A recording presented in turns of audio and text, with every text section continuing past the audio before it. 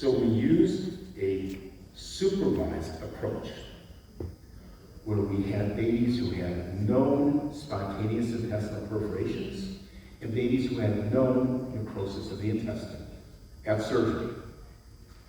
And we used a couple of different techniques, logistic regression and random forest techniques, to be able to determine early features and how early features differentiated those two.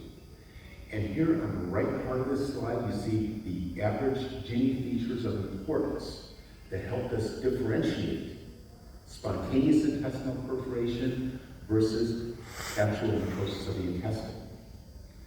And using these techniques, we were able to see really good accuracy curves, accuracy greater than 0.9. Now, Alison Lord, was the first author of this paper. She was one of our trainees. She went on to another university, Ohio State University, to do additional training, and she repeated this study. And in a different setting, she got a area under the curve of 0.7. So not as good as this. And this depends then on what neonatal intensive care unit that you are working in. So this may not be specific for a particular neonatal intensive care unit, but it is an interesting technique that might help us separate features that help us with these. Then there's something called supervised machine learning. And how does supervised machine learning work? Well, let's say you have a bushel of different vegetables, and that's the raw data, and you want to separate those vegetables into onions, into cucumbers, into peppers, okay? And what supervised machine learning does, it allows that separation to occur.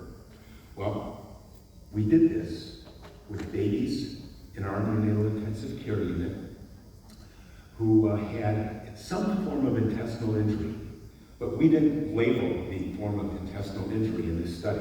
There was no label, but we had 200 babies with some form of intestinal injury or dysfunction, babies who were having a lot of distended abdomens, etc. And then on the x-axis, you see the number of babies. On the y-axis, you see features. And this is what's called a heat map. And from this heat map, my colleagues at Stanford were able to use hierarchical clustering to develop 5 different clusters. We are not labeling these clusters by necrotizing enterocolitis or anything like that, but one was a surgical cluster, one was a non-surgical cluster, one was a leukocytosis cluster. So this helped us separate these babies into different forms of clusters. And that's very important. This is a beginning that I think is going to be very helpful for us.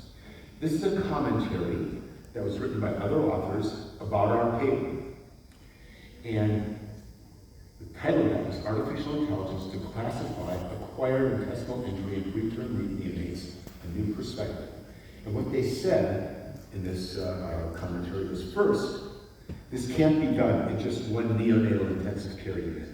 This has to be done in many neonatal intensive care units. You have to do this type of clustering to see if this is something that is repeatable in a larger population.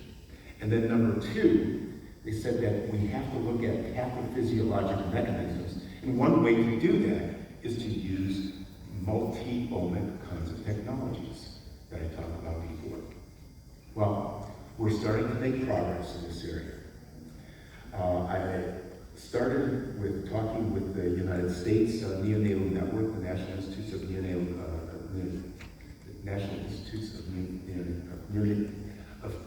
National Institutes of Health Neonatology Group. And what they told me was, after looking at the data, that the data in the US was not granular enough. So I went to the Korean Neonatal Network and to the Canadian Neonatal Network, and both had granular enough data. And the Korean Neonatal Network has jumped on this, and we have some very interesting data. I can't, it's very preliminary, but it's very interesting where they find clusters using unsupervised machine learning. Now they're going back to supervised approaches and going back and forth using supervised versus unsupervised approaches, and finding certain clusters where necrotizing enterocolitis, as we classically have described it, very high in some of these clusters. So I think that this is potentially going to be a new paradigm, and then once we have these clusters, we can then begin to look at them, each cluster individually, using multi-omic integration and finding out what's actually going on mechanistically within each one of those clusters, and find biomarkers that I mentioned before that we can apply early to tell us which type of intestinal injury this is. So we may, 10 years from now, no longer even be using the term necrotizing enterocolitis. Okay. I want to make that prediction. I'm not sure if it's going to happen, but it could very well be the case. Anybody know who this is? Steve Winger, okay? He's blind, okay? And he developed retinopathy of prematurity as a baby. And here we have